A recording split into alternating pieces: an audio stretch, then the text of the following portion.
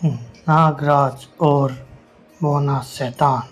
नागराज, ये टीपू की तलवार है, इससे तुम नहीं बच सकोगे और फिर मैं तुम्हारी गर्दन उपमार में दूंगा बोने शैतान को।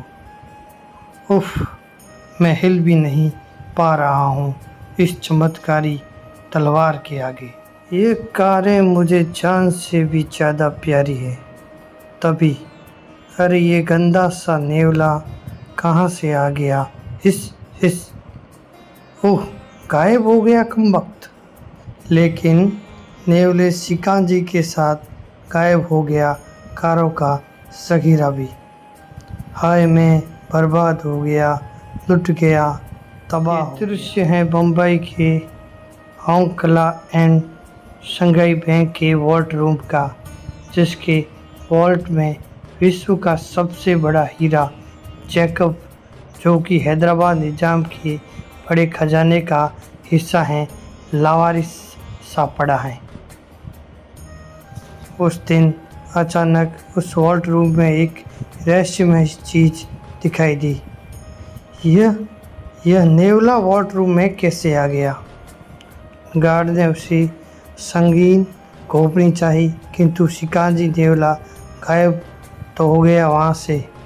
इसके साथ वहाँ भी आश्चर्यजनक दृश्य। अरे ये पूरा वॉल्ट कैबिनेट कहाँ गायब हो गया, और वो नेवला भी।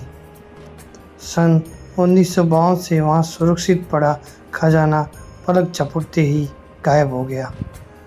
बम्बई पुलिस के नाम पर थू-थू हो रही है। अति काबिल समझी जाने वाली पुलिस 2 दिन में कोई सुराग न पा सकी चोरी का। ना कोई सेंध, ना कोई तोड़फोड़, खजाना गायब।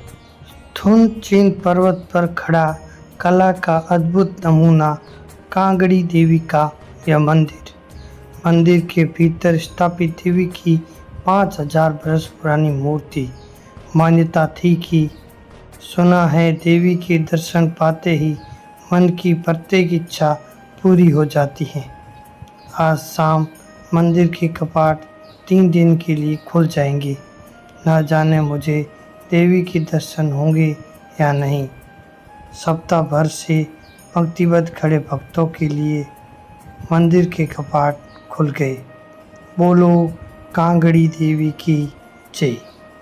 भक्तगण देवी के दर्शन के लिए पागल से हुए जा रहे थे। हे माँ, मेरी मुराद पूरी करो। और ये अनोखा भक्त देवी के दर्शन पाने के लिए कौन से रास्ते से भीतर जा रहा था, और ये क्या हुआ? देखने वालों की आंखें मारे हैरत के फट सी पड़ी। अरे देवी की मूर्ति उड़ रही है, चमत्कार! इसी पर पुजारी शंकरानंद उछल पड़ा। काला नेवला शिकांगी। गार्ड हतप्रभ थे। मूर्ति कैसे उड़ रही है? हम क्या करें? किस पर गोली चलाएं? ये क्या हो रहा है? भक्तों में हंगामा मचा हुआ था। देवी रुष्ट हो गई है, वो मंदिर छोड़कर जा रही है, प्रलय होगी। पुजारी शंकरानंद चीख पड़ा, मूर्ति की चोरी हो रही है, मूर्ति की चोरी हो रही है। वह रहा चोर शिकांगी, काला नेवला। गोली चलाओ, मार डालो उसे। गार्ड की खोपड़ियाँ मानो कुंद हो गई थी। अगले ही पल घने नेवले को निशाना ले गर्ज पड़ी, मार डालो उसे। शिकांजी की प्रलयकारी आंखों से निकली चिंगारियाँ चट्टानों से टकराई और प्रलय आ गई। शीघ्र ही प्रलय समाप्त हो गई। देवी की मूर्ति गायब, शिकांगी गायब। उफ, मूर्ति कहाँ गई? नागराज बेंगलोर के शानदार विंडसर मैनोर में। संध्या टाइम। सुचीन मंदिर से कांगड़ी देवी की 5000 बरस पुरानी मूर्ति की रहस्यमय ढंग से चोरी।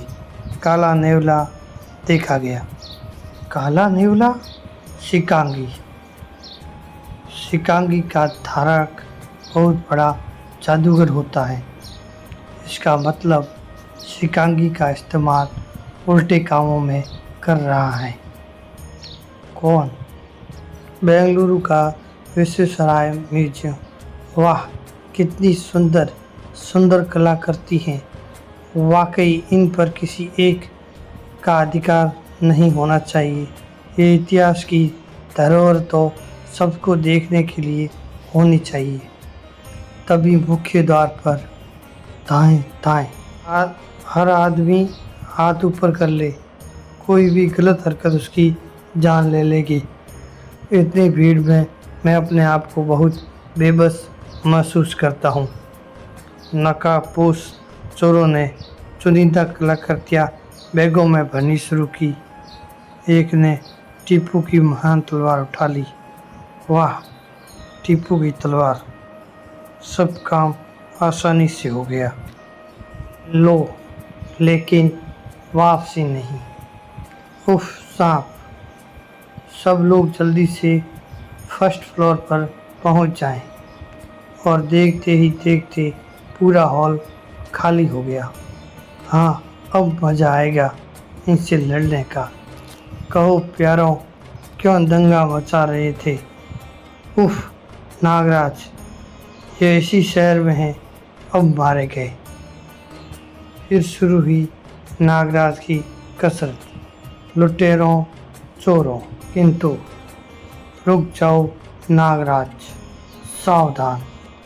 टीपू की तलवार म्यान से निकलते ही मुझे अपने अंदर शक्ति का संचार महसूस हो रहा है। अरे मेरे हाथ अपने आप किसी कुशल तलवारबाज की तरह चल रहे हैं। अब बारी थी नागराज की। अपने ईश्वर को याद कर लो प्यारे नागराज, आखिरी बार।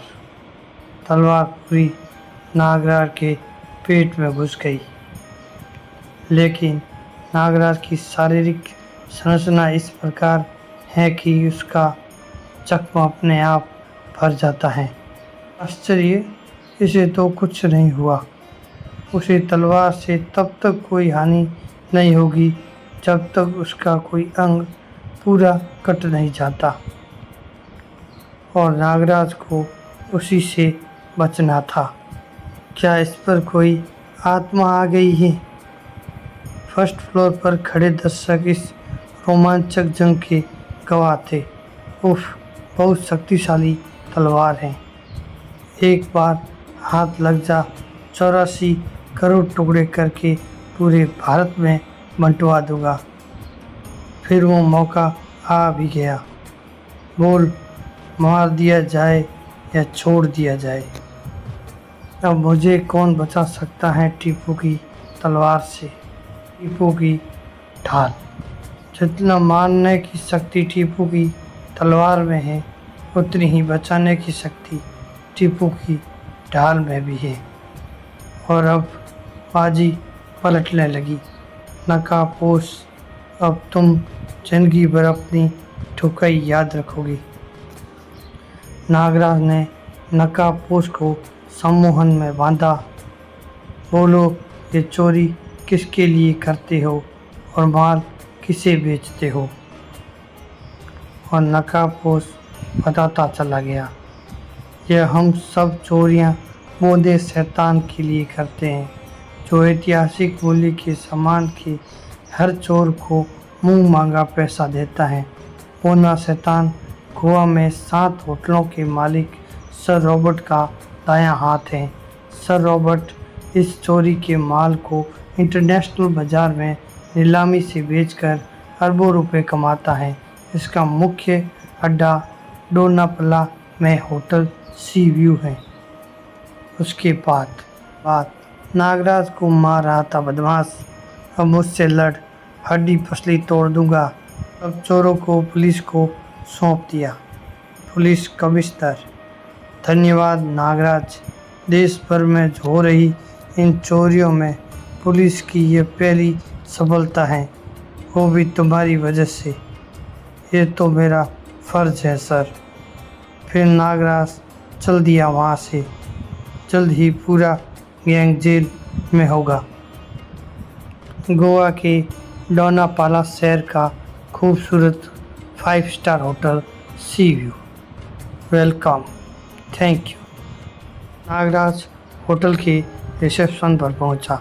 Hello, good morning, what can I do for you sir? Hi, good morning, I want a room on top floor. Nagaraj ने अपने कमरे में आते ही होटल के मैनेजर को बुलाया। कहिए सर, आपकी क्या सेवा कर सकता हूँ? मैं बोना शैतान से मिलना चाहता हूँ। मैनेजर पूरी तरह चौंक पड़ा। ये आप क्या कह रहे हैं सर? बिग बॉस किसी से नहीं मिलते। मिलेंगे, ज़रूर मिलेंगे मिस्टर मैनेजर। सॉरी सर, हम आपकी कोई सहायता नहीं कर सकते। उससे मिलना ही पड़ेगा, वरना मैं इस होटल की ईंट से ईंट बजा दूंगा, उसका धंधा मंदा कर दूंगा। फिर मैनेजर वहाँ से चला गया। उसी रात से होटल में हंगामा मचना शुरू हो गया। बचाओ सांप। होटल के हर कर्मचारी का यही हाल था। किचन में, रिसेप्शन पर, कोर्ट हेल्प मी। कुछ ही देर बाद होटल में भगदड़ मच गई। सारे होटल कर्मचारी होटल छोड़कर भाग गए। बिग बॉस को बुलाना ही पड़ेगा। सपेरे बुलाओ, पुलिस बुलाओ। और सुबह तक कोई भी इंतजाम न होने की वजह से पूरा होटल खाली हो चुका था। कमाल है, पूरे होटल में एक भी कर्मचारी नहीं, किसी ने पैसे भी नहीं लिए। लगता है होटल में बम फटने वाला है। कुछ देर बाद बोना शैतान का काफिला वहां आकर रुका। उसे बुला कर रहो डेथ रिंग में। मिस्टर नागराज, आपको बिग बॉस ने याद किया है। चलिए। डेथ रिंग सी बीच पर बना अखाड़ा। वेलकम नागराज, धंधा तो वाकई बंदा कर दिखाया आपने। यह तो शुरुआत है शैतान टिड्डे। आगे आगे देख, सर रॉबर्ट के सारे धंधे बंद करवा दूंगा। शैतान की बेइज्जती पर दो पहलवान आगे बढ़े। तभी बोना शैतान गरजा, ठहरो, नियमों से लड़ो। इस नियम? मैं कसम उठाता हूँ कि नागराज को खत्म कर दूंगा, नहीं तो अपनी जान दे दूंगा। फिर शुरू हुई जंग। मास्टर आर्ट फाइटर हैं, ईगल स्टाइल में लड़ेगा, और दोनों भिड़ गए। हाय, नागराज ने प्रतिद्वंद को पलों में ही धराशायी कर दिया। हारे हुए सिपाही का जीना बेकार है। धाएं। यह न पता चला कि गोली कहाँ से चली। नागराज मंकी स्टाइल का फाइटर है, मेरा सबसे जाबाज सिपाही। तुम्हारा भेजा निकाल कर खाएगा ये, यही ईद का शौक है। प्रतिद्वंदी का भेजा खाना इस मंकी फाइटर का शौक था। मेरे पास तुझे खिलाने को फालतू भेजा नहीं है भाई। मूंगफली खा, मूंगफली। मार्शल आर्ट में किसी भी स्टाइल में नागराज का कोई सानी नहीं था। उफ, बेबस सा कर दिया बंदर पहलवान ने। मंकी फाइटर का दाव चला। नागराज ने कलाबाजी खाई। फिर नागराज ने उसे कोई मौका नहीं दिया। मंकी फाइटर पस्त होकर रेतीली जमीन पर गिरा। ये गई बाहर तेरी बाह, खड़ाक। मंकी फाइटर का भी वही अस्त्र हुआ जो ईगल फाइटर शैतान का किया था। मुझे अफसोस है अपने सिपह सलार की मौत का। धाएं। फिर शैतान ने नया हुक्म सुनाया, सब टूट पड़ो, इस पर खत्म कर दो। टूट गए सब नियम शैतान के। उसे भी शायद नागराज की असीमित ताकत का अंदाजा हो गया था। मार्शल आर्ट फाइटर्स ने नागराज को घेर लिया। हम सब इसे मार देंगे, यह अकेला है। लेकिन नागराज को अकेला समझने की उसकी भूल उन्हें महंगी पड़ी और हाय सांप नाग सेना फाइटर्स पर टूट पड़ी और 3 फाइटर की शरीर से फटने लगा। सब दिक्कतों में भर्ती थे मेरी सेना में। बस नागराज रुक जाओ, अब तुम्हारी जिंदगी का फैसला मैं करूँगा।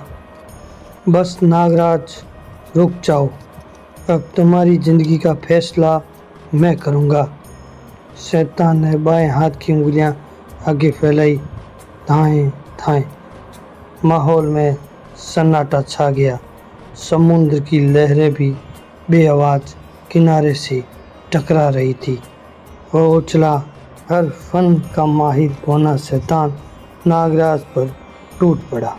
मुझे डराना चाहता है, स्नेक स्टाइल में लड़ रहा है। जब नागराज ने वार किया, उफ, यह तो बहुत फुर्तीला है, मेरे सभी वार से बच जाता है। इस खौफनाक लड़ाई में दोनों ही खून से नहा गए, पर जीत का फैसला तो लगता था जैसे हो ही नहीं पाएगा। उफ, 2 घंटे हो गए हमें लड़ते हुए। नागराज वाकई मजबूत फाइटर हैं। अचानक नागराज के हाथों में शैतान की टांगें आ गई, जिनका नागराज ने खूब इस्तेमाल किया। नागराज ने उछाल फेंका और काले नेवले शिकांजी का आतंक सिर चढ़कर बोल रहा था कि अगले दिन के न्यूज़पेपर में छपे एक विज्ञापन ने धमाका कर दिया। ताजमहल की चोरी। आवश्यकता है आगरा स्थित विश्व के 8वें आश्चर्य ताजमहल की चोरी करने वाले खुर्राटे चोरों की। परिश्रमिक कुवैत जैसा एक छोटा देश संपर्क करें कमरा नंबर 420 नकापोस होटल सी मैरिन गोवा। जिसने पढ़ा वही दंग, जिसने सुना हैरान परेशान। नया धमाका ताजमहल की चोरी।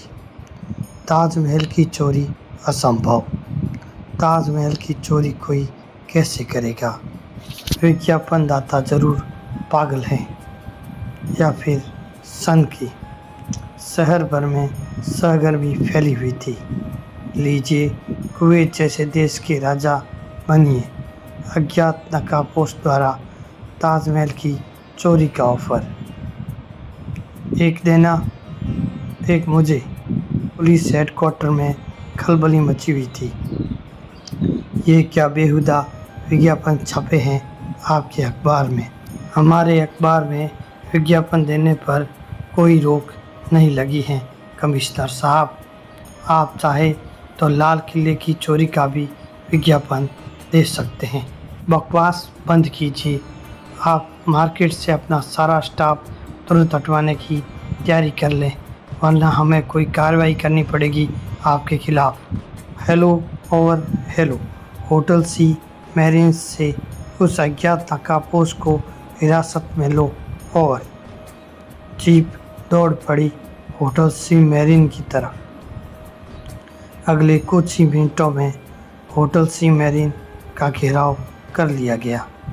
कोई भीतर ना जाए, ना ही कोई बाहर जाने पाए। आ जाइए इंस्पेक्टर साहब, दरवाज़ा खुला है। ओह,